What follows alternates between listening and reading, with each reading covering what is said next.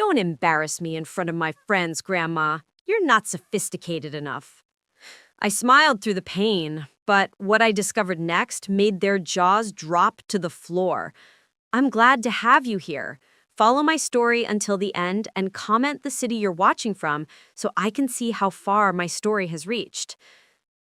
I never thought my own granddaughter would make me feel invisible. At 70 years old, I thought I'd earned the right to be valued for who I was, not judged for what I wasn't. But standing in my son's palatial home in the wealthy Pinehaven Heights neighborhood of Ashford Springs that Saturday afternoon, watching my granddaughter prepare for what she called the social event of the season, I realized how wrong I'd been. The mansion, because that's really what it was, sprawled across 3 acres of perfectly manicured grounds. Floor-to-ceiling windows overlooked an infinity pool and gardens that required a team of landscapers to maintain. Inside, everything gleamed with the kind of wealth that whispered rather than shouted. Though the message was clear enough, the people who lived here had arrived, and they wanted everyone to know it. "Grandma Beatrice, could you please move? You're blocking the light for the photographer," my granddaughter Valentina said without looking at me, her fingers flying across her phone screen as she coordinated with what appeared to be an army of event staff. I stepped aside quickly, pressing myself against the curved marble staircase that swept up to the second floor like something out of a palace. My simple navy dress and sensible shoes felt suddenly shabby against the backdrop of all this opulence. The house was a flurry of activity, florists arranging elaborate centerpieces of orchids and roses that must have cost thousands, caterers in crisp white uniforms setting up serving stations with gleaming silver platters, and a team of stylists preparing what Valentina kept calling the VIP lounge in the glass-enclosed conservatory. Everything was designer, expensive, and curated for maximum impact on social media. I'd watched Valentina's Instagram following grow to over 50,000 in the past year, each post more carefully staged than the last. Tonight's party, her 17th birthday celebration, though she decided that 17 was more sophisticated than 16, was meant to cement her status among Ashford Springs' elite youth. My son Dominic appeared from his home office, adjusting the platinum cufflinks on his custom-tailored shirt. At 45, he looked every inch the successful commercial real estate developer he'd become. His dark hair, just beginning to show distinguished threads of silver at the temples, was styled perfectly. Even on a Saturday afternoon at home, he looked ready for a boardroom presentation. "Mom, you made it early. That's great," he said, kissing my cheek distractedly. His cologne was expensive, something with notes of sandalwood and leather that probably cost more per ounce than my monthly grocery budget. He was already looking past me, toward the caterers, his mind clearly on the dozens of details that went into hosting an event for 200 guests. "Vivian will be down in a minute. She's just finishing up with the event coordinator." Vivian, my son's girlfriend of 3 years. Not Valentina's mother. That was Dominic's ex-wife, Isabel, who had passed away from ovarian cancer when Valentina was only 9 years old. I still remember those dark months, watching my son try to hold himself together while caring for a grieving daughter and managing his growing real estate empire. Isabel had been kind, down to earth, the daughter of teachers who'd met Dominic in college before his real estate success. She would have hated all this ostentatious display. Vivian had swept into their lives 18 months after Isabel's death, a stunning 36-year-old interior designer with an impeccable pedigree. Her family name, Ashworth Sinclair, opened doors throughout Ashford Springs' most exclusive circles. Old money from textile mills and banking, country club memberships that went back 4 generations, and a lifestyle that made my modest 3-bedroom ranch house in the older part of town seem positively quaint by comparison. "Dominic, darling, where do you want Beatrice?" positioned during the party. Vivian's voice floated down from the second floor before I saw her, the slight emphasis on my name making it sound like a question rather than an identity. I felt my stomach clench. Positioned, like I was a piece of furniture to be arranged for optimal aesthetic effect. What do you mean, where do I want her? Dominic asked, confusion creasing his forehead. Mom's family. She'll be with us, obviously. Vivian appeared at the top of the stairs, and I had to admit she looked stunning. She always did. Tonight, she wore a cream silk pantsuit that probably cost more than my monthly pension check. Her honey blonde hair was styled in soft waves that looked effortless but had probably taken an hour to achieve. Diamonds glittered at her ears and throat, real ones, of course. Vivian didn't do costume jewelry. She descended the stairs with the kind of practiced grace that came from years of deportment training and cottonian balls. Her smile was warm and bright, but I'd learned over the past 3 years that it rarely reached her ice blue eyes, especially when she looked at me. Well, darling, I just mean that tonight is extraordinarily important for Valentina's social positioning, Vivian said, reaching the bottom of the stairs and placing a perfectly manicured hand on Dominic's arm. Her nails were painted a subtle nude that matched her outfit exactly. We have the Vandermeer Chen family coming. You know Senator Chen's daughter is Valentina's classmate at Westbridge Academy. The Blackwood family from the country club. The entire junior league crowd whose parents sit on museum boards and university admissions committees. It's absolutely crucial that everything projects the right image. I felt heat rising in my chest, but I kept my face neutral, my smile in place.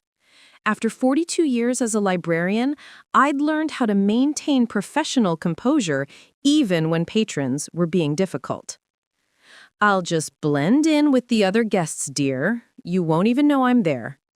That's actually what I wanted to discuss, Vivian said, her tone taking on the patient quality of someone explaining something obvious to a child. Beatrice, you know we adore having you as part of the family. You're Valentina's grandmother, Dominic's mother, and that's wonderful, truly. But tonight needs to be, well, polished, refined. These families move in very particular circles, and first impressions are absolutely everything in our world. I'm not sure I understand what you're suggesting, I said quietly, though I was beginning to understand perfectly. The sick feeling in my stomach was growing stronger. Valentina emerged from the sitting room, where she'd been reviewing table arrangements with the party planner. At 17, she was heartbreakingly beautiful. Her mother's dark hair and delicate features combined with her father's height and strong bone structure. She wore a designer dress for the preparations alone, something gauzy and expensive that probably cost more than I'd spent on clothing in the past year. But there was something in her expression, a calculating coldness that reminded me uncomfortably of Vivian. It was an expression that hadn't been there 2 years ago, before Vivian had taken such an active role in refining Valentina's upbringing. Grandma B, Valentina said with exaggerated patience, using the childhood nickname that now somehow sounded condescending. Vivian and I have been discussing the guest dynamics for tonight. It's really important for my college applications and social connections. My friends' families are, well, they're used to a certain level of sophistication, a certain type of environment. Valentina, that's enough, Dominic interjected, but his voice lacked real conviction. He shifted uncomfortably, not quite meeting my eyes. No, Daddy, let me finish. I've been thinking about this a lot. Valentina moved closer, her phone still in her hand, always in her hand. Grandma, you're wonderful and I love you. I have so many good memories of you from when I was little. The library story times, the cookies we used to bake, all of that. But you're not fancy enough for this crowd, for these people. The words hung in the air like a slap. I stared at my granddaughter, this girl I'd rocked to sleep as a baby, whose scraped knees I'd kissed, whose tears I'd dried when her mother died. Valentina, Dominic started, but she cut him off. I'm being honest, Daddy. Grandma wears clothes from Nordstrom Rack and Macy's clearance sales. She drives a 2015 Honda Civic. She talks about her book club at the public library and her community garden plot. She doesn't golf. She doesn't sail. She's never been to the Hamptons or Martha's Vineyard. She doesn't understand the social dynamics of events like this. She doesn't know which fork to use at a formal dinner or how to make small talk about art auctions and charity galas. Each word was like a small knife, precise and deliberately placed. I looked at my granddaughter, this girl I'd rocked to sleep as a baby, whose scraped knees I'd kissed, whose tears I dried when her mother died. Valentina, Dominic started, but she cut him off. I'm being honest, Daddy. Grandma wears clothes from Nordstrom Rack and Macy's clearance sales. She drives a 2015 Honda Civic. She talks about her book club at the public library and her community garden plot. She doesn't golf. She doesn't sail. She's never been to the Hamptons or Martha's Vineyard. She doesn't understand the social dynamics of events like this. She doesn't know which fork to use at a formal dinner or how to make small talk about art auctions and charity galas. I felt my hands begin to tremble, so I clasped them tightly together. You want me to hide until the important guests leave, I said flatly, no longer bothering to coat my words in politeness. We want you to understand that this isn't about you personally, Vivian replied, her tone suggesting this was a perfectly reasonable request. This is about Valentina's future. These connections matter immensely. The Blackwood family's son attends Yale. Their father is on the admissions committee. The Chen family has connections to Columbia, Princeton, and Stanford. The Vandermeer twins' mother sits on the board of the Metropolitan Museum and chairs the Junior League Scholarship Committee. Tonight could open doors for Valentina that otherwise would remain closed. And having a grandmother who worked as a public librarian for 42 years and drives a 10-year-old economy car would close those doors? My voice was sharper than I intended, decades of suppressed feelings suddenly pushing toward the surface. Don't be dramatic, Mom, Dominic finally spoke up, but he was defending the wrong person. His eyes still wouldn't meet mine.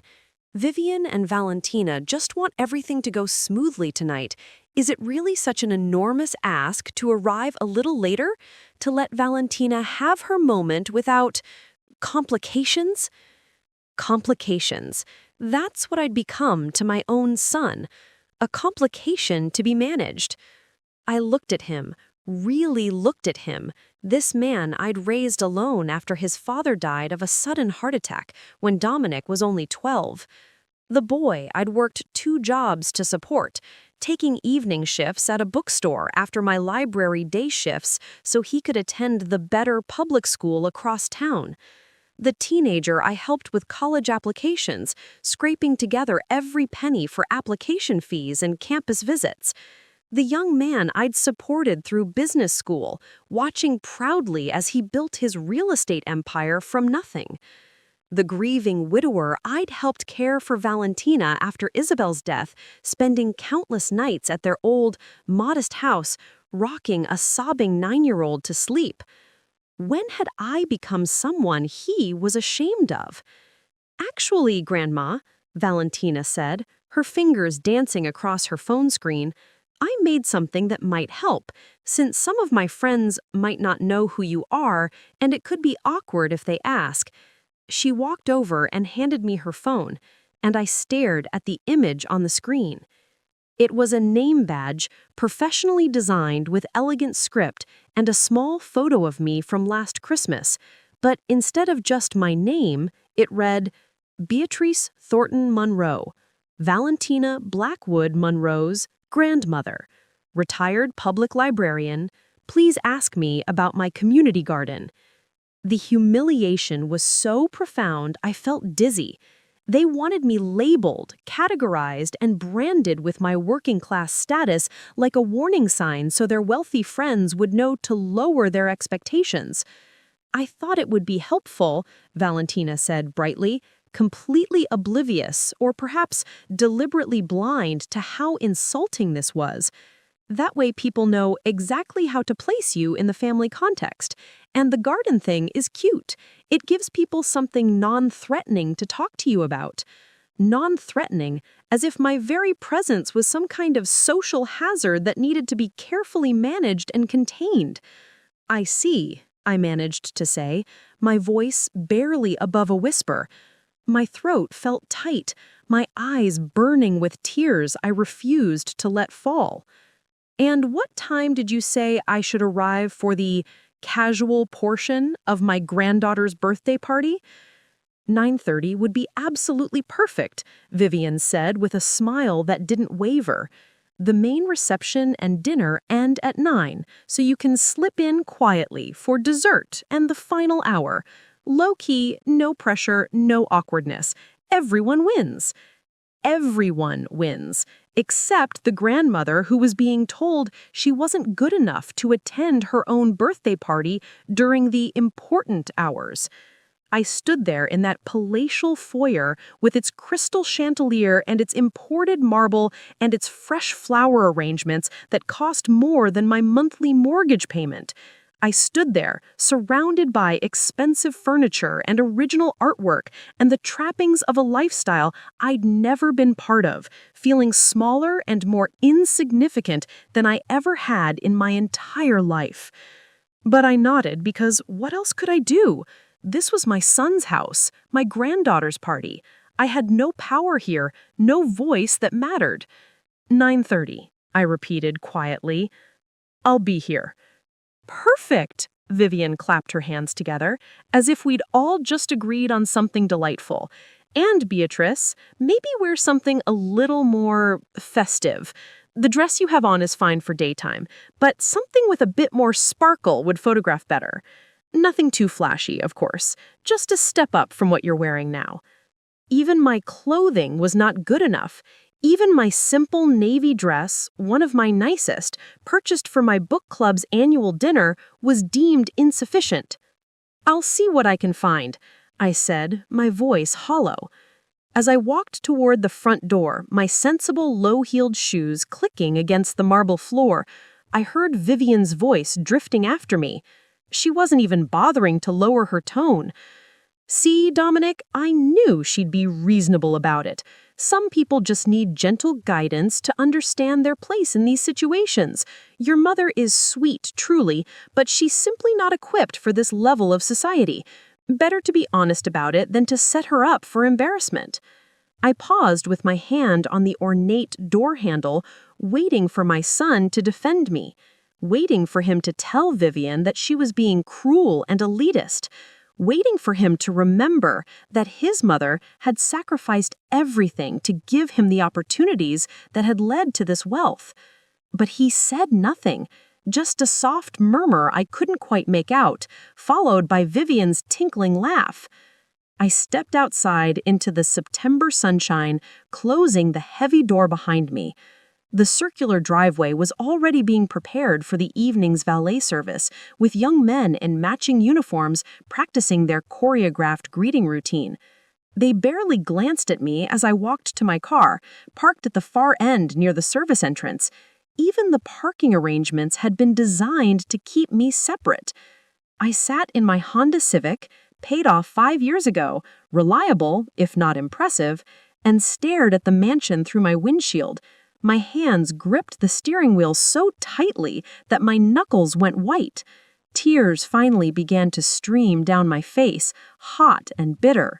Not fancy enough, not sophisticated enough, not equipped for this level of society. Just a retired public librarian who needed to be hidden away, labeled, and relegated to the least important hour of the evening so she wouldn't embarrass her social climbing granddaughter in front of the right families. I thought about the years I'd spent with Valentina before Vivian entered their lives, the countless hours reading to her, teaching her to bake cookies, taking her to free concerts in the park, showing her how to plant tomatoes and sunflowers in my community garden plot. She'd called me her best friend back then. She'd made me cards on construction paper, telling me I was the best grandma in the world. When had that changed? When had I become an embarrassment instead of a beloved grandmother? I knew the answer, of course. It had started about 2 years ago, shortly after Vivian had moved into the mansion and begun refining Valentina's upbringing. Private tutors in etiquette and deportment, membership in the junior league, enrollment at Westbridge Academy, the most exclusive private school in Ashford Springs, where tuition cost more than I'd made in my best year as a head librarian. A complete social makeover designed to erase any trace of Valentina's middle-class origins and transform her into the kind of society princess who could move effortlessly through the world of country clubs and charity galas. Vivian had been subtle at first, small comments about how sweet it was that I gardened, gentle suggestions that perhaps I might want to update my wardrobe for family events, questions about whether I'd ever thought about joining a more prestigious book club. Each comment designed to chip away at my confidence, to make me feel inadequate and out of place. And it had worked. I'd started declining invitations to Sunday dinners at the mansion, making excuses about book club meetings or garden work. I'd stopped dropping by unannounced, sensing that my presence was no longer welcomed the way it once had been. I'd watched from a distance as my son and granddaughter were pulled deeper into a world that had no room for someone like me. But I'd told myself it was fine, that this was just a phase, a temporary fascination with wealth and status that would fade, that eventually Dominic would remember his roots and Valentina would remember the grandmother who'd loved her unconditionally. Today's humiliation had shattered that fantasy completely. I wiped my eyes with the back of my hand and caught sight of myself in the rearview mirror. At 70, I looked my age. Silver hair cut in a practical bob, lines around my eyes and mouth earned from decades of smiling at library patrons, reading stories to children, helping students with research projects. I'd never been beautiful, even when I was young, but I had been kind, I'd been useful, I'd made a difference in my community. Now, sitting in my aging car outside my son's mansion, I felt like all of that counted for nothing. I started the engine, but before I pulled away, something caught my eye in the passenger seat. It was the invitation to Valentina's party, hand-delivered by courier 3 weeks ago. I picked it up, looking at the elaborate script and the thick, expensive cardstock. You are cordially invited to celebrate Valentina Blackwood Monroe's 17th birthday. At the bottom, in smaller print, dress code black tie optional. Please RSVP to Vivian Ashworth Sinclair. Not even addressed to me personally, just another name on a list of people to be managed and controlled. But as I stared at that invitation, something shifted inside me. The hurt and humiliation that had been crushing my chest began to transform into something harder, colder, sharper. They wanted sophistication. They wanted titles and pedigree. They wanted someone equipped for this level of society. Well, I had something better than that. I had something that would make Vivian's old money and country club connections look like a child's tea party. What they didn't know, what no one in Ashford Springs knew, because I'd never spoken about it, never traded on it, never used it for social advantage, was that my 42 years as a librarian hadn't been spent in just any library, and the life I'd lived before marrying Dominic's father was a world away from the simple working-class existence they all assumed I'd always led. I'd chosen to leave that world behind, decades ago. I'd chosen simplicity and authenticity over pretension and privilege. I'd chosen to build a life based on who I was rather than who my family had been.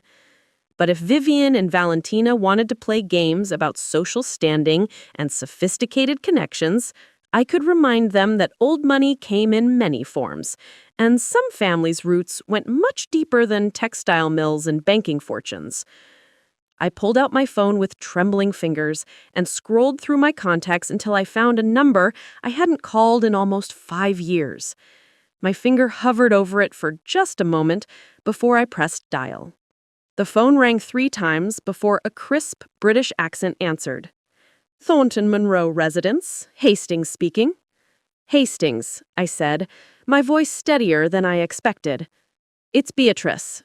Is my brother available? There was a pause, and I could hear the surprise in the butler's voice. Lady Beatrice! My goodness, it's been years. His Grace will be absolutely delighted. Please hold. As I waited, I looked back at the mansion one more time. Inside, Vivian and Valentina were no doubt congratulating themselves on how well they'd handled the awkward situation of the embarrassing grandmother. Dominic was probably already pushing the uncomfortable conversation out of his mind, focusing instead on the business connections he'd make at tonight's party. None of them knew what was coming. The phone crackled, and then I heard my brother's deep voice, warm with genuine affection. "B, is that really you? It's been far too long." "Hello, Christopher," I said, a small smile finally breaking through the tears on my face. "I need a favor, and I need you to bring the family signet ring." There was a pause, and then my brother, Christopher Thornton Monroe, the 12th Duke of Harrington, one of the oldest titles in the British peerage, began to laugh. "Oh, B," he said with delight, "what have you gotten yourself into? And more importantly, who needs to be taught a lesson about treating my baby sister with respect?" As I explained the situation, I felt the weight lifting from my chest. They wanted fancy? They wanted titles? They wanted sophistication that would impress their society friends? I was about to give them more than they'd ever bargained for, and tomorrow morning, everyone in Ashford Springs would know exactly who had been calling me not fancy enough. The conversation with my brother Christopher lasted nearly an hour. I sat in my car in a parking lot 3 blocks from Dominic's mansion, unable to drive, while tears of relief, anger, and determination streamed down my face. Christopher, ever the protective older brother despite the 3,000 miles and an ocean that separated us, listened to everything without interruption. When I finished recounting the afternoon's humiliation, there was a long silence on the other end of the line. "Beatrice," he finally said, his voice tight with controlled fury, "I have never understood your insistence on hiding who you are. I've respected it, certainly. After Father's death and your marriage to Thomas, I understood you wanted a different life. But this is unconscionable. Your own son allowing his girlfriend to treat you like a servant. Your granddaughter calling you unsophisticated? Christopher, I chose this life," I said quietly, watching a young mother push a stroller past my car, completely unaware of the aristocratic drama unfolding in the old Honda beside her. I wanted authenticity. I wanted to be valued for who I am, not what title I was born into. "And look where that's gotten you," Christopher said, not unkindly. "Dismissed and disrespected by people who should be on their knees thanking you for your sacrifices. People who wouldn't recognize true class if it introduced itself with a full heraldic pedigree." Despite everything, I smiled. Christopher had always had a gift for righteous indignation on behalf of others. "So, you'll help me?" "Help you, B. I'm going to do more than help you. I'm going to remind these social climbing pretenders what real aristocracy looks like." I could hear him moving around, probably already heading to his study to make arrangements. "What time is this ridiculous party?" 7 o'clock, but they've asked me not to arrive until 9:30. Another pause, and I could practically hear Christopher's blood pressure rising. "They've asked you to arrive late to your own granddaughter's birthday party? Like some kind of, what's the American term? +1 who doesn't quite fit the aesthetic? Something like that. Right. Here's what's going to happen. I'm getting on a plane tonight. I'll bring Hastings. The old boy would never forgive me if I left him behind for something like this. We'll arrive around 8 o'clock during this crucial networking period. And you, dear sister, will arrive with us, with full formal introduction, family regalia, and every single piece of documentation proving exactly who you are." My heart was pounding. "Christopher, that might be too much?" Too much? His laugh was sharp. They wanted sophistication. They wanted titles that would impress their society friends. They're about to get 500 years of documented nobility, a dukedom that predates their precious American country clubs by centuries, and a connection to the British royal family that makes their senator's daughter look like a footnote in a parish registry. The family signet ring. I'm bringing everything, B. The ring, the formal patents, the family trees showing our connection to William the Conqueror, photographs from the estate. And I'm wearing my formal robes if necessary. These people want fancy? I'll show them what the British peerage considers fancy. After we hung up, I sat in my car for another 10 minutes, my hands shaking. What had I just set in motion? For 46 years, since I was 24 and met Thomas Monroe, a kind, brilliant graduate student from Nebraska studying library science at Oxford, I had deliberately walked away from the world Christopher was about to bring crashing into Ashford Springs. I remembered that moment so clearly. I'd been Lady Beatrice Thornton Monroe, daughter of the 11th Duke of Harrington, a family whose lineage stretched back to the Norman Conquest. Our ancestral estate, Harrington Hall in Gloucestershire, encompassed 12,000 acres of farmland, forests, and gardens. The family fortune, carefully invested over generations, was substantial enough that none of us ever had to work if we chose not to. But I hated that life. The rigid social expectations, the endless rounds of balls and house parties where young women were essentially put on display for aristocratic bachelors. The assumption that I would marry someone appropriate, meaning titled, wealthy, and boring. The complete lack of purpose or meaning beyond maintaining social position and producing heirs. When I met Thomas at a lecture on medieval manuscripts at the Bodleian Library, it was like finding oxygen after drowning. He was brilliant, passionate about literature and learning, completely unimpressed by titles and wealth. He loved me from my mind, my sense of humor, my genuine self, not for being Lady Beatrice, but for being Bea. I married him against my father's wishes. Not dramatically, father was too well-bred for true confrontation, but with clear disappointment. When Thomas and I moved to America, first to Boston and then eventually to Ashford Springs, I made a conscious decision to leave the title behind. In America, I could be just Beatrice Monroe, librarian and wife. Later, when Dominic was born, just Beatrice Monroe, working mother, doing her best. Thomas had understood. He'd even encouraged it. "You're happier as yourself than you ever were as a title," he'd said. And he'd been right. For 42 years working at the Ashford Springs Public Library, I had been valued for what I contributed, not who my ancestors were. I'd helped thousands of people find books, conduct research, discover their love of reading. That had meant something real to me.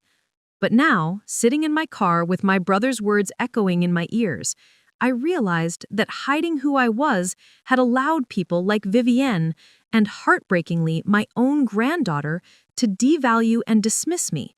They saw a retired librarian with an old car and department store clothes, and they assumed that was all I'd ever been, all I could ever be. It was time to correct that assumption. I drove home to my modest 3-bedroom ranch house on Maple Street in what Vivienne would certainly call the old part of town.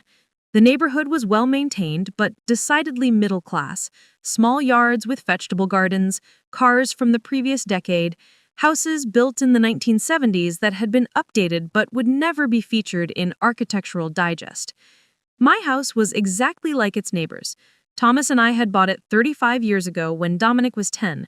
It was all we'd needed: 3 bedrooms, 2 bathrooms, a garage, and a backyard perfect for a garden. After Thomas died 15 years ago, I'd stayed.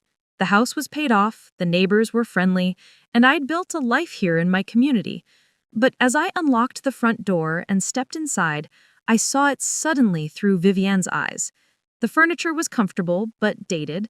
The decor was personal but unfashionable. The kitchen had been updated in 2005 and not touched since. By the standards of Dominic's mansion in Pinehaven Heights, this was practically poverty. I walked through my small living room, past the built-in bookshelves Thomas had installed that were crammed with well-loved volumes, past the comfortable sofa where I read every evening, to the bedroom at the back of the house. In my closet, behind the sensible slacks and cotton blouses and one good navy dress, was a garment bag I hadn't opened in 5 years.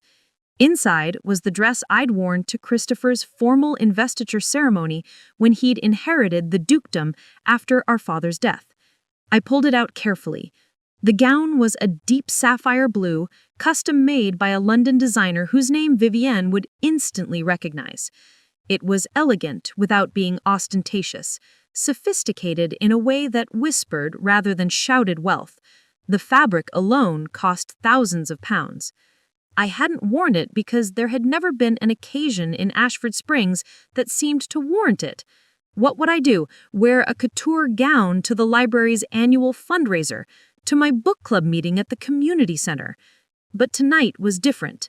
Tonight, Vivienne had declared that my department store dress wasn't good enough, that I needed something festive with sparkle that would photograph better.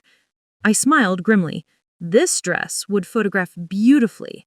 And when Vivienne inevitably tried to look up the designer, she would discover that this particular atelier didn't just make dresses for anyone with money.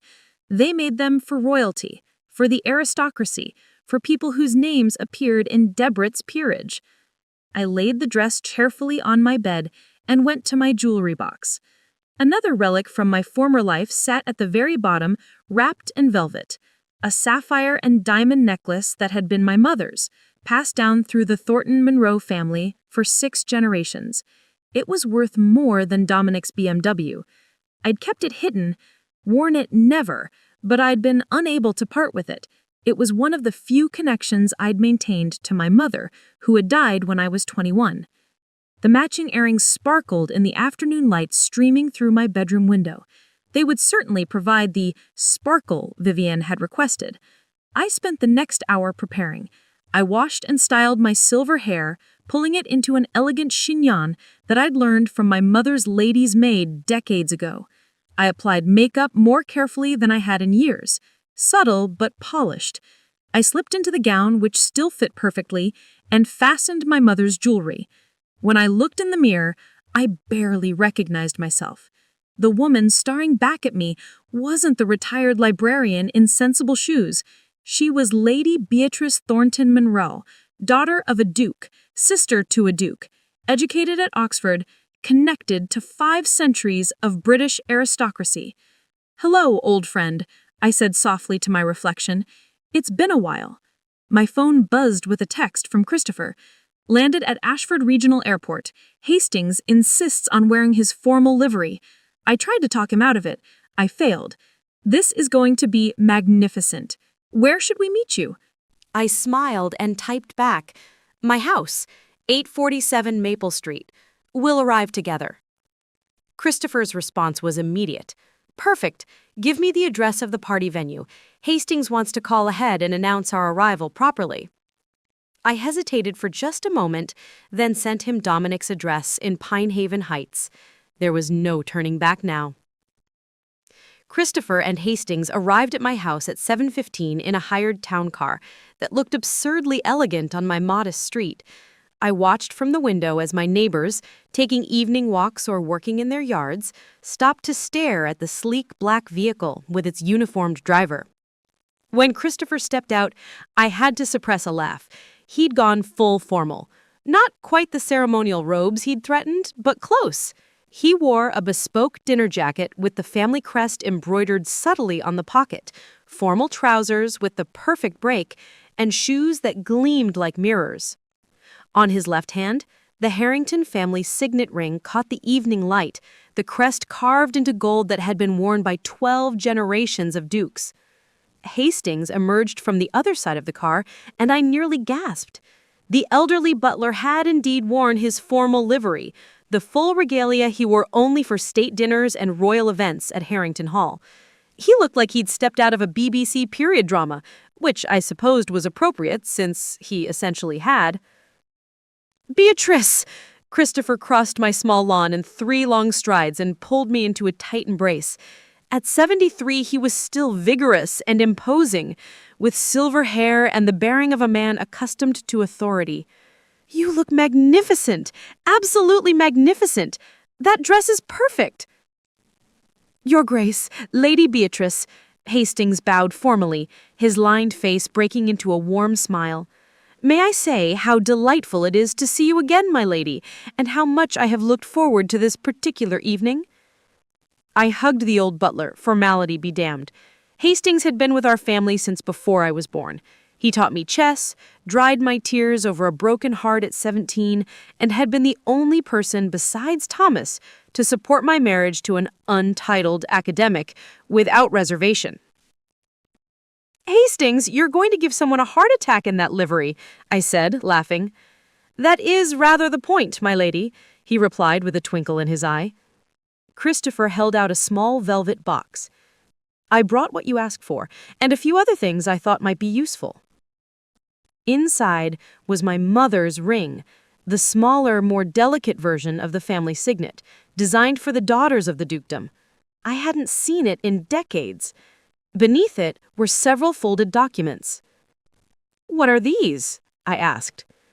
"The family tree, authenticated and notarized, letters patent from the crown documenting our title, a photograph of Her Majesty with father at a garden party in 1985, and," he grinned wickedly, "a personal note from the Duke and Duchess of Cambridge, whom you met at my investiture. I took the liberty of calling in a favor. They send their regards and wanted you to know they remember your delightful conversation about children's literacy programs." I stared at him. "Christopher, you didn't!" "I absolutely did. If we're doing this, Bea, we're doing it properly. These people wanted sophistication and connections. They're about to discover what real connections look like." We took Christopher's hired car to Pinehaven Heights. As we drove through the increasingly wealthy neighborhoods, Hastings sat rod straight in the front passenger seat, occasionally commenting on the architecture in the tone of someone who found it all rather charmingly provincial.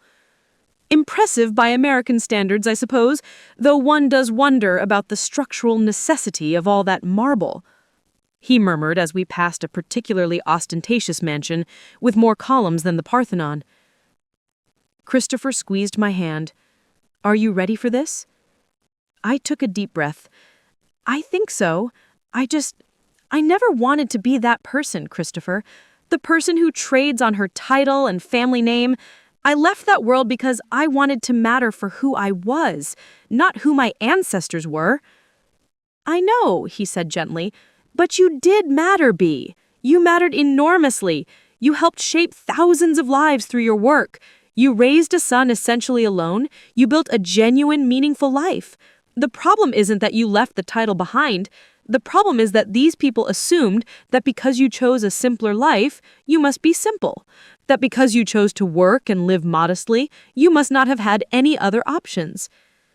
"They need to understand," Hastings added from the front seat, "that true nobility is about character, not clothes.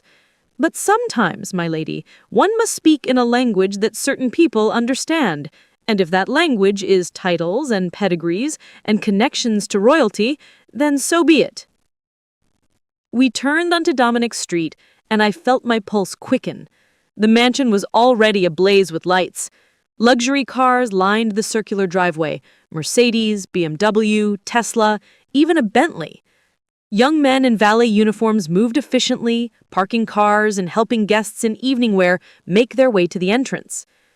"Well," Christopher said, surveying the scene with an aristocrat's practiced eye, "they've certainly spent a great deal of money making this look expensive. Now let's go show them what actual class looks like." The valet who approached our town car did a visible double take when Hastings emerged in his formal livery. His confusion deepened when Christopher stepped out, moving with the unconscious authority of someone who'd grown up in a literal castle. Then I emerged, and I saw the young man's eyes widen at the sight of my gown and jewelry. "Good evening," Christopher said pleasantly to the valet, pressing $100 bill into his hand. We're here for Miss Valentina's celebration. Please ensure our driver is well taken care of." Of course, sir," the valet stammered. Hastings moved ahead of us to the front door, his posture impeccable, and rang the bell with the confident authority of a man who had announced guests at some of England's grandest estates. Through the beveled glass of the front door, I could see the party in full swing. The foyer was filled with elegantly dressed guests holding champagne flutes, the sound of a string quartet floating from somewhere deeper in the house. Everything looked perfect, polished, exactly as Vivian had planned. The door opened, revealing one of the catering staff in a crisp black uniform. She started to greet us, but Hastings stepped forward with the bearing of a man who had done this 10,000 times. "Good evening," he said, in his most formal, aristocratic tone, the voice he used for announcing guests to the Queen. "His Grace, the Duke of Harrington, Lady Beatrice Thornton Monroe, and party, here to celebrate Miss Valentina Blackwood Monroe." The young woman's mouth opened and closed like a fish. Let me get Mrs. Ashworth Sinclair." But it was too late. Hastings had already stepped inside, and Christopher and I followed. Several guests in the foyer had turned at Hastings' announcement, their conversations trailing off as they took in the sight of a butler in full formal livery, a distinguished gentleman wearing a signet ring that caught the light like a small sun, and a woman in a gown that made every other dress in the room look like it had been purchased off a department store rack. Which, I thought with grim satisfaction, many of them probably had been. "Beatrice!" I heard my son's voice, shocked and confused from somewhere in the crowd. I turned toward him with a calm smile, channeling every ounce of the training I'd received as a child about proper deportment at formal events.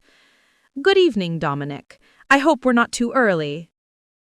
The crowd in the foyer had gone almost completely silent now, all eyes on us. I could see women trying to identify my dress, men trying to place Christopher's obvious authority, everyone utterly baffled by Hastings in his formal livery. Then Vivian appeared, pushing through the crowd with a smile that didn't quite hide her irritation. She was dressed in a stunning gold gown that probably cost a fortune, her hair and makeup flawless. But even she faltered slightly when she saw us.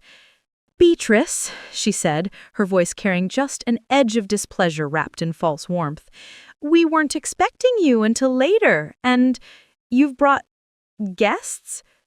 Christopher stepped forward, extending his hand with the easy confidence of someone who'd been greeting strangers at formal events since childhood. "Christopher Thornton Monroe, Duke of Harrington, Beatrice's brother. I do hope you don't mind my joining this evening's festivities. I was visiting from London and simply couldn't miss my niece's birthday celebration." I watched the exact moment when Vivian's brain processed what he'd just said. Duke of Harrington. Her eyes widened almost imperceptibly, her smile freezing in place. She glanced at me, then back at Christopher, then at Hastings standing at attention like a palace guard. "Duke," she repeated weakly. "Yes, though please, call me Christopher. We're family after all. I've heard so much about you, Vivian. My sister speaks very highly of how you've helped shape Valentina's upbringing these past few years." The emphasis on "helped shape" was subtle, but Vivian caught it. A flush crept up her neck. Dominic had finally made his way through the crowd, his face pale. "Mom, what? I don't understand." I looked at my son, this man who had been ashamed of his working-class librarian mother just hours ago, and felt a strange mixture of sadness and satisfaction. "Dominic," I said gently, "I'd like you to properly meet your uncle, Christopher Thornton Monroe, the 12th Duke of Harrington. You met him once in your father's funeral when you were 7, but you probably don't remember." "Christopher, this is my son." Christopher shook Dominic's hand firmly. "Good to see you properly, nephew. You have a lovely home here, though I must say it doesn't quite compare to the photos Beatrice sent of your first house. There was something rather charming about that 3-bedroom colonial you and Isabel started in." The implication was clear. Christopher remembered when Dominic had been less wealthy, less pretentious, and presumably kinder to his mother. A new voice cut through the stunned silence. "Grandma?" Valentina appeared at the edge of the crowd, magnificent in a designer gown that probably cost as much as a used car. But her expression wasn't triumphant or confident anymore. She looked confused, uncertain, seeing her grandmother transformed into someone she didn't recognize. "Hello, darling." I walked toward her with the gliding step I'd been taught by a deportment instructor when I was 12. "You look absolutely beautiful. Happy birthday." You? Valentina's eyes traveled from my gown to my jewelry to Christopher to Hastings, trying to make sense of what she was seeing. "Who are all these people?" "This is your great-uncle Christopher, the Duke of Harrington, and this is Hastings, his butler from the family estate in Gloucestershire. They've come all the way from England to help celebrate your birthday." "Duke?" Valentina's voice was small. I don't understand.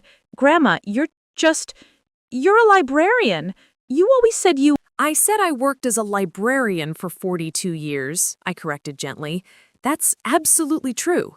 But before that, I was Lady Beatrice Thornton Monroe, daughter of the 11th Duke of Harrington. I gave up my title when I married your grandfather and moved to America, but I never gave up who I was, or where I came from." The crowd around us had grown larger, everyone abandoning their conversations to witness this extraordinary scene. I could see guests pulling out their phones, undoubtedly Googling Duke of Harrington and finding pages of results about one of England's oldest and most respected noble families. Vivian had recovered some of her composure, though her smile looked strained. "This is quite a surprise, Beatrice. You never asked," I interrupted, my voice still gentle but firm. "In 3 years, Vivienne, you've never once asked about my life before Ashford Springs. You've never asked about my family, my education, my background. You simply assumed that because I chose to work as a public librarian and live modestly, that was all I'd ever been." Christopher moved to stand beside me, a show of solidarity. My sister has always been remarkably humble about her background, even self-effacing, one might say. It's one of her most admirable qualities, actually. True nobility, I've always believed, is about character and contribution, not about trading on one's ancestors' achievements. The implication hung in the air, unlike some people present who apparently thought connection to a senator and country club membership constituted sophistication. "Though I must say," Christopher continued, his voice taking on a harder edge, "I was rather surprised to hear that my sister, the woman who gave up a life of considerable privilege to follow her heart, who worked 2 jobs to support her son, who has dedicated her life to literacy and public service, was deemed not fancy enough for this evening's festivities." The crowd gasped. Vivian went white. Dominic closed his eyes as if in pain. Valentina looked stricken. "Grandma, I didn't mean—" "You said I wasn't sophisticated enough, that I didn't understand the social dynamics of events like this, that I wore clothes from department stores and drove an old car and talked about my garden. You told me I would embarrass you in front of your friends." Tears were welling in Valentina's eyes. Around us, the society guests, the very people Vivian and Valentina had been so desperate to impress, were watching with a mixture of fascination and judgment. This was not going according to plan. A new voice spoke up from the crowd, cultured and precise. Lady Beatrice Thornton Monroe." An elegant woman in her 60s pushed through to the front, her face alight with recognition. "My dear, I thought it was you. I'm Caroline Ashworth Pemberton. We met at the Royal Horticultural Society's annual exhibition in London. Oh, it must be 25 years now. You gave the most marvelous talk on medieval herb gardens. I still have my notes from your presentation." I smiled genuinely for the first time that evening. "Mrs. Ashworth Pemberton, how lovely to see you again. Are you still growing your spectacular David Austin roses?" "Every year, thanks to your advice about soil preparation." She turned to the crowd with the authority of someone whose social credentials were unassailable. Everyone, I cannot tell you what an honor it is to have Lady Beatrice here this evening. The Thornton Monroe family is one of the most respected in England. Their ancestral estate, Harrington Hall, is absolutely magnificent. I visited once for a garden tour, and the family's contributions to British cultural life are simply extraordinary. Vivian looked like she might faint. The social landscape was shifting beneath her feet, and she knew it. Christopher produced his phone, swiping to find something. Ah, here we are. Beatrice, I brought that photo you asked for. He showed me the screen, then turned it so others could see. A photograph from his investiture ceremony 5 years ago, showing Christopher in his ceremonial robes, me in my sapphire gown, and, clearly visible in the background, the Prince and Princess of Wales. That's Prince William, someone in the crowd whispered with awe. Lady Beatrice was chatting with the princess about children's literacy initiatives, Christopher explained casually. Catherine is quite passionate about early childhood education. She and Beatrice had a lovely long conversation. I noticed several phones being raised, photos being taken. By tomorrow morning, these images would be all over Ashford Springs' society social media. The narrative would have completely changed. Dominic finally found his voice. Mom, why didn't you ever tell me about any of this? I turned to my son, seeing the confusion and hurt in his face. Because, Dominic, I wanted you to know me as your mother, not as some titled lady from a wealthy family. I wanted you to understand that what matters isn't where you come from or how much money you have, but what you do with your life, how you treat people, what kind of person you choose to be. The criticism was implicit but clear, and Dominic heard it. His face crumpled, and suddenly I saw the little boy he'd once been, looking at his mother with guilt and shame. I'm sorry, he whispered. Mom, I'm so sorry. You're right, I was ashamed of you, and I shouldn't have been. I got caught up in all this. He gestured vaguely at the mansion, the party, the expensive guests, and I forgot what actually matters. Valentina was crying openly now. Grandma, I'm so sorry. I said terrible things. I was awful to you. I just wanted to impress everyone, and Vivian said— That's quite enough, Valentina, Vivian interrupted sharply, her composure finally cracking. This is absolutely ridiculous. So what if Beatrice has some distant British title? That doesn't change the fact that she's lived like a— Careful, Christopher said softly, but with unmistakable warning. That's my sister you're speaking about, and the mother of your boyfriend's child.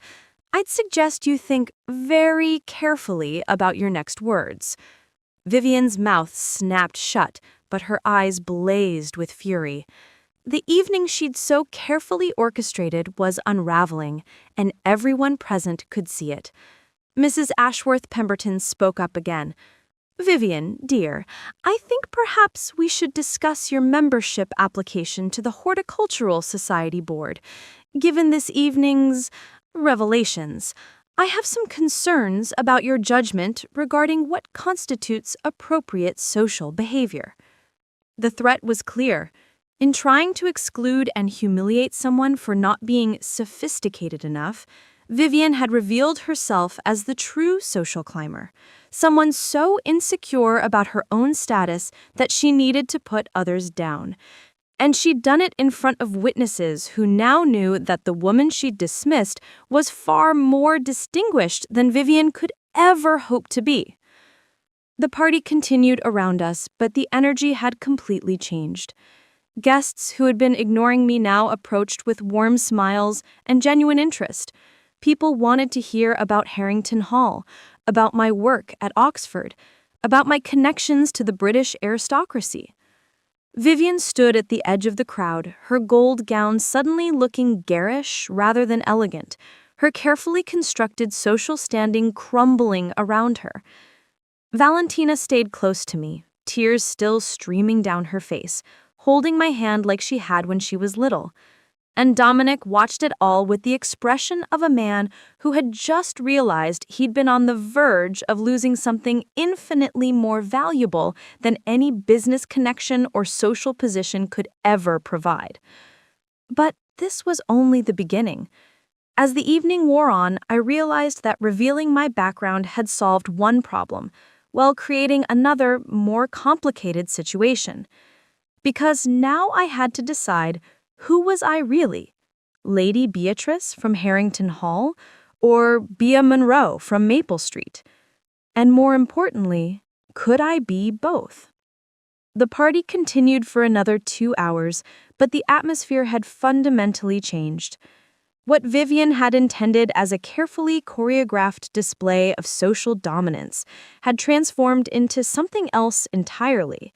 A public unmasking of her own insecurity and social climbing at the expense of someone far more distinguished than she could ever pretend to be.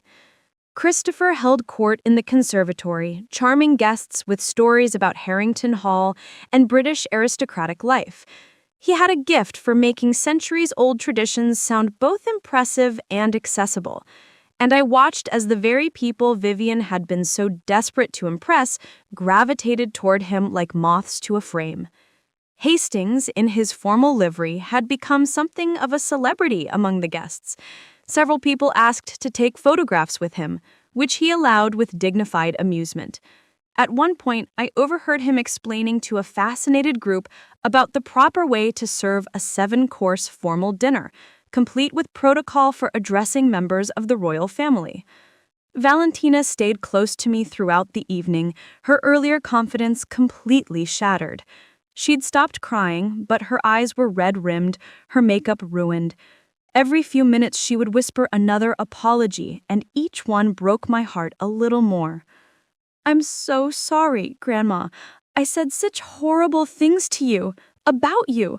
I can't believe I treated you that way." I squeezed her hand gently. "Sweetheart, I need you to understand something. I'm not angry that you didn't know about my background. I chose to keep that private. What hurt me was that you assumed, because I lived modestly and worked as a librarian, that I had nothing of value to offer, that I wasn't sophisticated enough to be around your friends. I know, and that's what makes it so much worse. You were always there for me, Grandma. When Mom died, you were the one who held me every night when I had nightmares. You taught me to read, to garden, to bake. You showed me what it meant to be kind to people. And I threw all of that away because Vivian convinced me that those things didn't matter, that only money and connections and social status mattered." I looked across the room to where Vivian stood with a tight smile, speaking to a couple who looked distinctly uncomfortable. She'd been trying all evening to regain control of the narrative, but it was clearly a losing battle. "Vivian has been very influential in your life these past 2 years," I said carefully. "She ruined my life," Valentina said with sudden vehemence. "That's what she did. She took me away from everything that mattered and turned me into someone I don't even recognize. Someone mean and shallow and obsessed with impressing people who don't actually care about me." "That's not entirely true," I said, though part of me wanted to agree with every word. "You're still you, Valentina. You made choices, even if Vivian influenced them. The question is, what are you going to do now?" Before Valentina could answer, Dominic approached us, looking haggard despite his expensive suit. "Mom, can we talk privately?"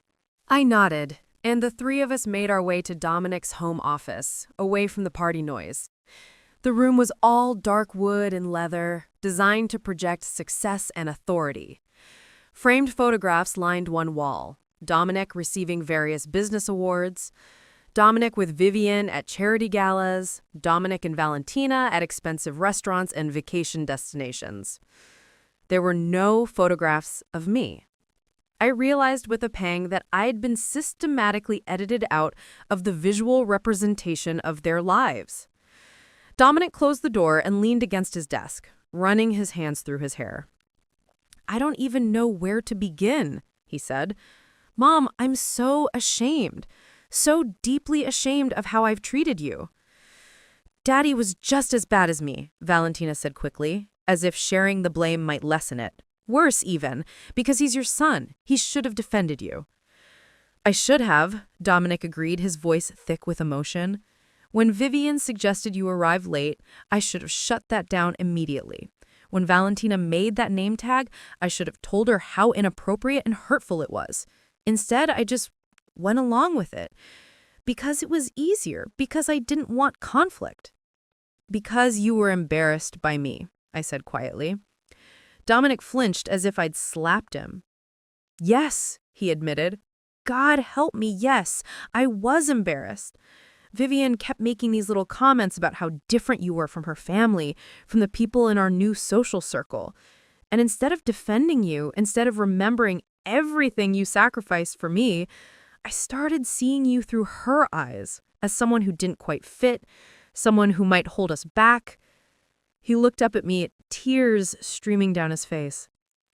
Mom, you worked 2 jobs to put me through college. You gave up dating, gave up any chance at your own happiness to make sure I had every opportunity. You helped me start my business, co-signed my first commercial loan when banks wouldn't touch me, and I repaid you by being ashamed of your sensible clothes and your modest house and your old car.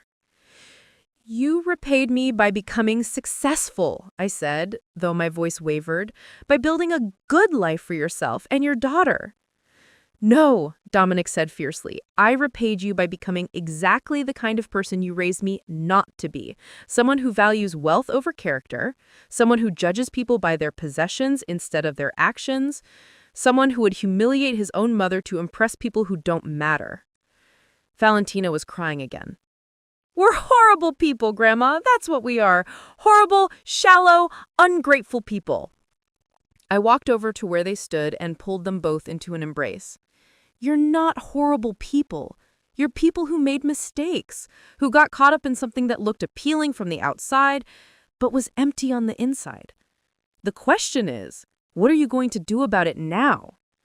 There was a sharp knock on the door, and before anyone could respond, it opened. Vivian stood in the doorway, her face flushed with anger and something else. Fear, perhaps, or desperation.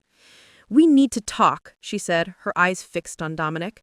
All of us, now. Vivian, this isn't the time, Dominic began. It absolutely is the time, she cut him off, stepping into the office and closing the door behind her. Your mother has made quite a scene out there, parading her title and her British relatives around like some kind of circus act. She's completely undermined everything we've been building here. Building? I asked, my voice dangerous. What exactly have you been building, Vivian? She turned to me, and for the first time, I saw her mask slip completely. The polished, sophisticated veneer cracked, revealing something ugly underneath. I have been building a life for this family, a proper life, with the right connections and the right social standing, something better than the middle-class mediocrity you were content with. Vivian, that's enough, Dominic said, but his voice lacked force. No, it's not enough, because you need to understand what's at stake here. Do you know how hard I've worked to get us into the right circles, to get Valentina accepted at Westbridge Academy, to secure your memberships at the country club and the yacht club, to position you for the kind of business opportunities that will make you truly wealthy? I'm already successful, Dominic said. My business was doing fine before you. Fine isn't enough, Vivian. Fine is what average people settle for.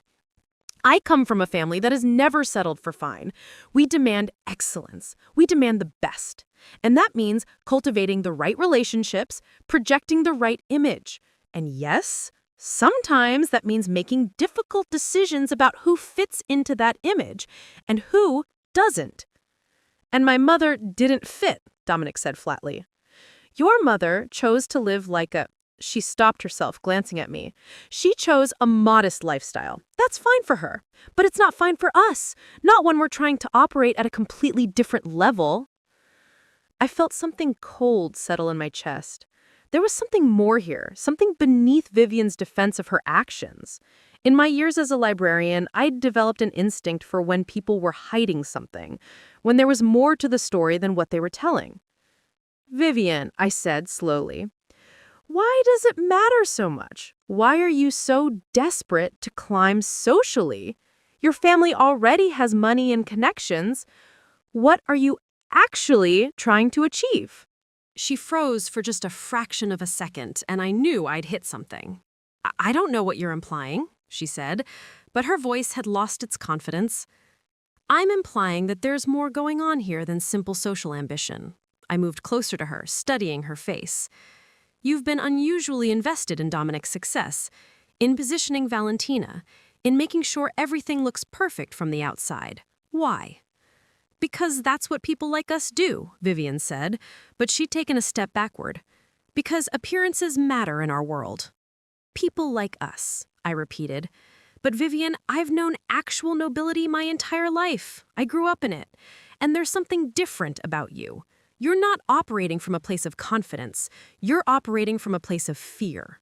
Christopher chose that moment to appear in the doorway, Hastings just behind him. Bea, I was looking for you. The party seems to be winding down, and I thought... He stopped, taking in the scene. Am I interrupting something? Actually, I said, keeping my eyes on Vivian, I think you might be able to help us. Christopher, you mentioned earlier that you'd looked into Vivian's family background before you came here. What exactly did you find? Vivian went pale. You had no right. I had every right, Christopher said coolly, stepping into the room. When my sister calls me in distress because she's being mistreated by her own family, I make it my business to understand who's influencing them. So yes, I did some research into the Ashworth Sinclair family. Would you like me to share what I discovered? There's nothing to discover, but her voice was shaking now. My family has been in Ashford Springs for 4 generations. We have extensive real estate holdings. We're members of all the right clubs. Your family was prominent in Ashford Springs, past tense. But what you failed to mention to Dominic is that the Ashworth Sinclair fortune has been in serious decline for the past 15 years. Your father made a series of catastrophically bad investments. Your family estate was sold to pay debts. Your mother's jewelry collection was auctioned at Christie's. The only thing keeping your family afloat is the appearance of wealth, carefully maintained through credit, strategic social connections, and from what I can tell, a desperate search for someone to marry into money. The room fell silent. Dominic stared at Vivian with dawning horror. Is that true? It's more complicated than, is it true? Dominic's voice was steel now. Vivian's shoulders sagged, and suddenly she looked much older, much more tired. Yes, she whispered. Yes, it's true. My family is broke. We've been broke for years. We're surviving on credit cards and my father's pension and whatever I can earn from interior design work. But if people knew, if our social circle discovered the truth, we'd be completely ostracized. Everything would be over. So you targeted my son, I said, the pieces finally falling into place. You saw a successful, recently widowed man with a grieving daughter, someone who was vulnerable, who might be grateful for help refining his lifestyle, someone with real money that could solve your family's problems. It wasn't like that, Vivian protested, but there was no conviction in her voice. I genuinely cared about Dominic. I do care about him. You cared about his money, Valentina said coldly. You cared about using him to restore your family's status. That's why you were so obsessed with us making the right impression, attending the right events, knowing the right people. You were using us to prop up your own failing social position. And I was in the way because I represented everything you were trying to hide from. Real working-class roots, genuine modest living, the kind of authentic life that would remind everyone that Dominic hadn't always been wealthy, that his success was recent, that he came from nothing. You needed to push me out because I was a threat to the illusion you were creating. Vivian said nothing, but the tears streaming down her face were confirmation enough. Dominic walked over to his desk and sat down heavily in his chair. He looked utterly devastated. 3 years, he said quietly. 3 years of my life with someone who saw me as a meal ticket, who manipulated me and my daughter to serve her own agenda? Dominic, please, Vivian reached for him, but he pulled away. How much, he asked, his voice dead. How much of my money have you spent? On your family, on maintaining your lifestyle, on keeping up appearances? Hastings, Christopher said, would you mind retrieving the folder from the car? The butler nodded and disappeared. He returned moments later with a manila envelope which Christopher handed to Dominic. I took the liberty of having some financial research done. Nothing illegal or improper, Just public records and some inquiries with mutual acquaintances in the banking world. Dominic opened the folder and began reading. With each page, his face grew ashen. $200,000, he finally said, his voice barely audible. Over 3 years, you've spent or diverted over $200,000. Gifts to your family. Credit card bills for your personal expenses that you convinced me were for our social obligations. Even the membership fees for clubs that were primarily about restoring your family status, not helping my business. I was going to pay it back, Vivian said desperately, once my father's investments recovered. Your father has no investments, Christopher said bluntly. He has nothing but debt and delusions. Valentina was staring at Vivian with pure horror. You were using us the entire time. Every piece of advice about social climbing, every criticism of Grandma, every pressure to be perfect, it was all about you, about saving your family's reputation. That's not fair, Vivian said, but her voice cracked. I helped you. I helped both of you. Dominic, your business has thrived with the connections I brought. Valentina, you're attending the best school, meeting the right people. The right people who would never have accepted us if they knew the truth, Dominic finished. The right people who are probably out there right now learning that the woman who's been positioning herself as old money society is actually broke and desperate. As if on cue, there was another knock at the door. One of the catering staff stood there, looking uncomfortable. Mr. Monroe, I'm sorry to interrupt, but several guests are asking for Mrs. Ashworth's employer. There seems to be some kind of situation. We all filed out of the office, back toward the main party area. The crowd had thinned considerably. It was after 10 o'clock now, but those who remained were clustered in small groups, their phones out, their voices hushed but urgent. Mrs. Ashworth Pemberton approached us immediately. Vivian, dear, I think we need to talk. Someone just shared a rather disturbing article from the Financial Times about your father's bankruptcy filing, and there are questions about some fundraising you did for the Historical Preservation Society. Several board members are concerned about irregularities in the accounting. Vivian's face went from pale to gray. I can explain. I'm sure you can, but perhaps not here, not now. I think it would be best if you excused yourself from this evening's festivities. Mrs. Ashworth Pemberton's voice was kind, but firm. She turned to me. Lady Beatrice, it's been an absolute pleasure seeing you again. I do hope we can have tea soon and catch up properly. I'd like that very much, I said sincerely. As Mrs. Ashworth Pemberton walked away, other guests began making their excuses, thanking Dominic for the lovely party, but clearly eager to leave and discuss the evening's revelations. Within 20 minutes, the house was empty except for family and staff. Vivian stood in the middle of the foyer, looking lost and broken. I should go, she said quietly. Yes, Dominic agreed. You should.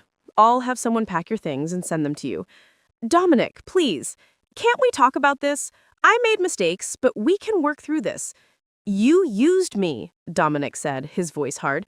You used my daughter. You convinced us to humiliate and exclude my mother to serve your own desperate social climbing. There's nothing to work through.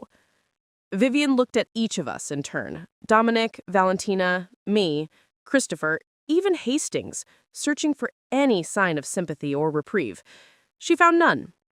I'm sorry, she finally said, and for the first time I thought she might actually mean it. I'm sorry for all of it. She walked out the front door and we heard her car start a moment later, the sound fading as she drove away into the night. The silence that followed was profound. Valentina was the first to break it. What happens now? She asked in a small voice.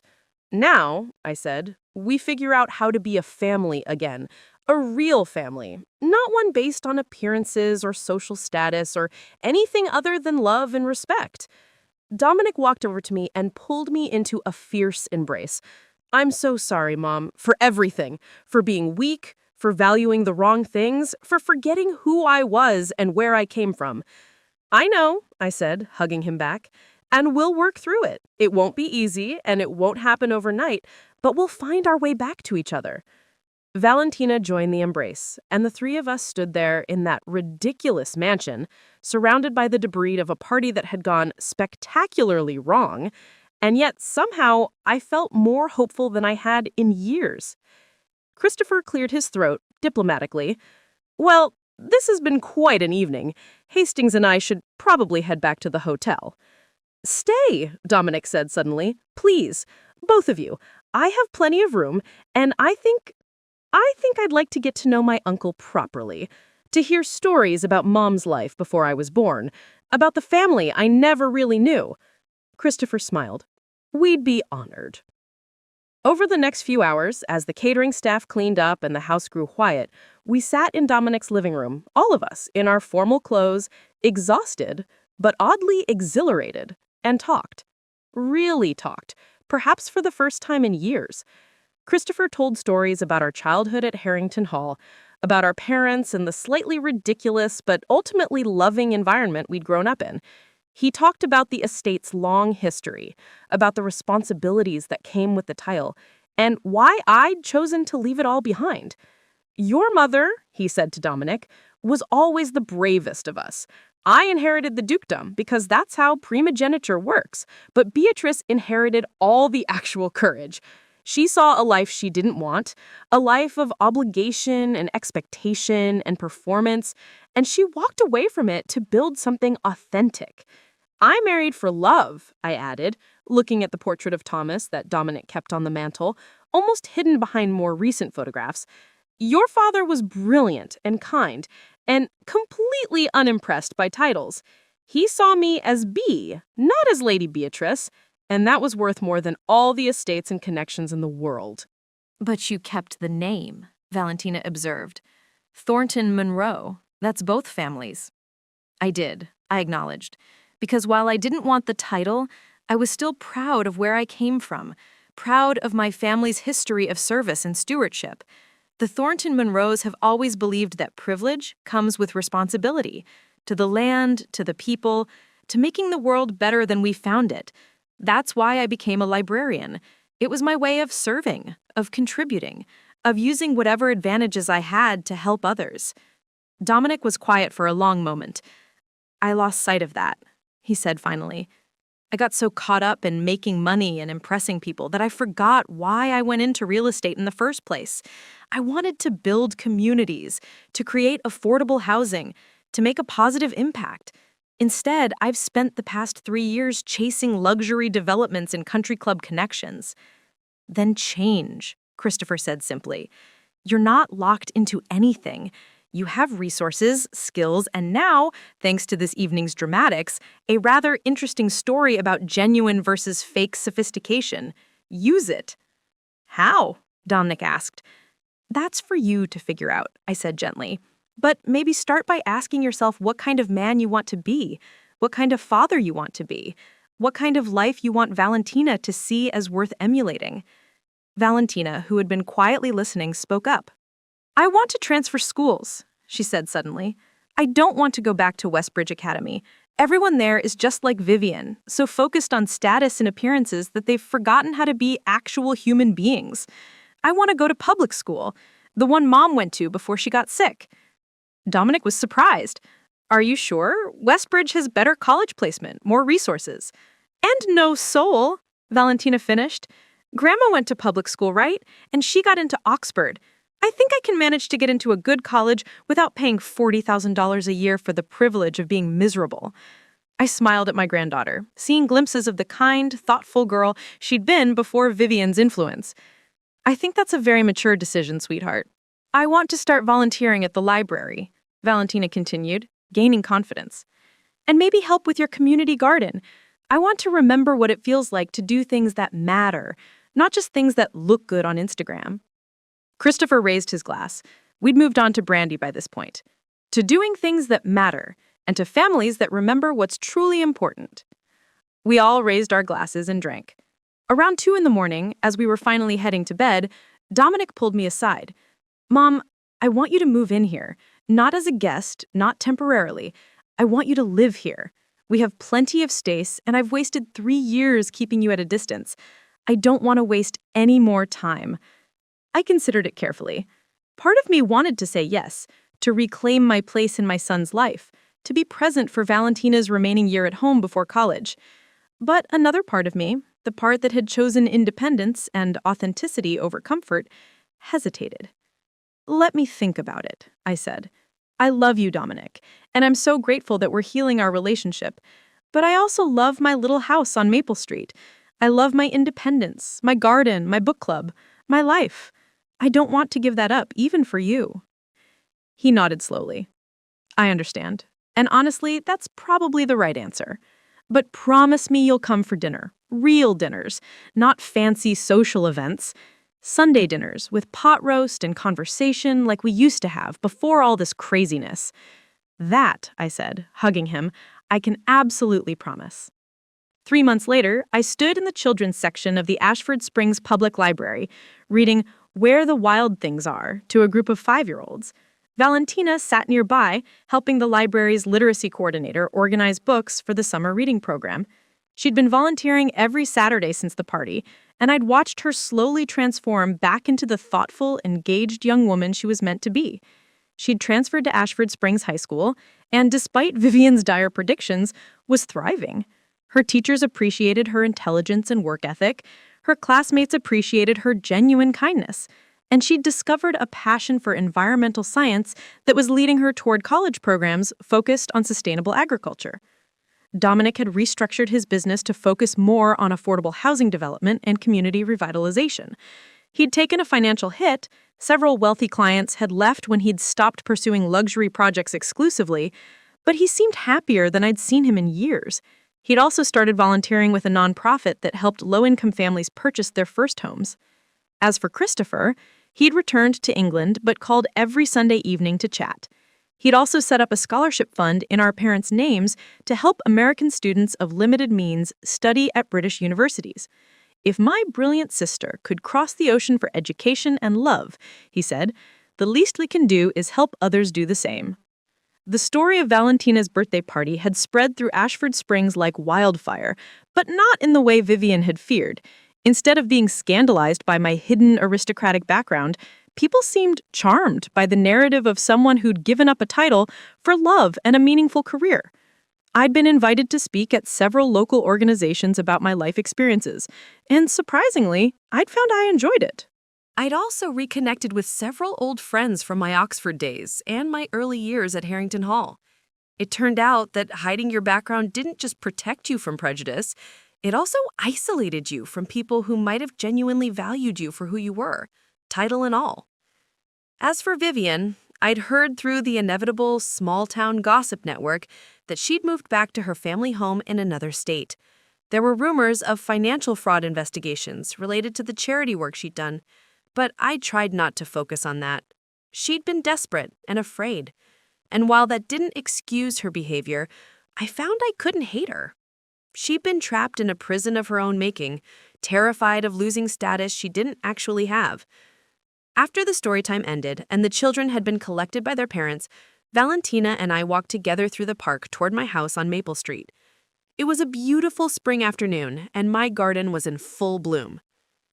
"Grandma," Valentina said as we reached my front gate, "I've been thinking about something. Would you teach me about your family history? The real history? Not just the Wikipedia version. I want to understand where I come from. All of it. The British nobility and the Nebraska graduate student, the library career and the community garden. Everything." I smiled and put my arm around her shoulders. "I'd love that, sweetheart, because you come from all of it. You're Valentina Blackwood Monroe, descendant of dukes and school teachers, heiress to both Harrington Hall and a 3-bedroom ranch house on Maple Street. You get to decide which parts of that heritage matter most to you." "I think," Valentina said thoughtfully, "that I want to honor all of it, the parts that are fancy and the parts that are simple, because maybe that's what real sophistication is, being comfortable with who you are, wherever you are, and treating everyone with respect regardless of their background or bank account." I hugged her tightly. "That," I said, "is exactly right, and I think you're going to be just fine." We went inside and spent the afternoon going through old photo albums and family documents. I told her stories about Harrington Hall and Oxford, about meeting her grandfather in the library, about the choice to become a librarian instead of a lady, about building a life based on values rather than appearances. And as the afternoon sun streamed through my living room windows, illuminating my granddaughter's face as she listened with genuine interest and love, I realized that this simple afternoon in my simple house with my complicated, imperfect, wonderful family was worth more than any title or estate could ever be. Because I was finally seen, not as Lady Beatrice or as just Bea, but as all of it, all of me. And that was the fanciest thing of all. 2 years later, Valentina graduated as valedictorian of Ashford Springs High School. Her speech, titled "The True Meaning of Sophistication," went viral on social media and was featured in several national publications. She was accepted to her first-choice university with a full scholarship to study environmental science. Dominic sold the Pinehaven mansion and moved into a renovated historic home in downtown Ashford Springs. It was beautiful, but unpretentious. And most importantly, it had a guest room that was always ready for me. Christopher established an exchange program between Ashford Springs schools and schools near Harrington Hall, giving students from both countries the opportunity to experience different cultures and ways of life. As for me, I remained in my house on Maple Street, still tending my garden, still attending my book club, still volunteering at the library. But now I did it all as my full self. Lady Beatrice, who chose to be Bea, British aristocracy, who chose American authenticity, formal education, who chose public service. And every Sunday, without fail, my family gathered around my dining room table for pot roast and conversations and love. Because that, in the end, is what sophistication really means. Knowing who you are, valuing what matters, and treating people with dignity regardless of their titles or possessions. It took my granddaughter calling me not fancy enough for me to remember that, and I wouldn't change a single moment of the journey that followed.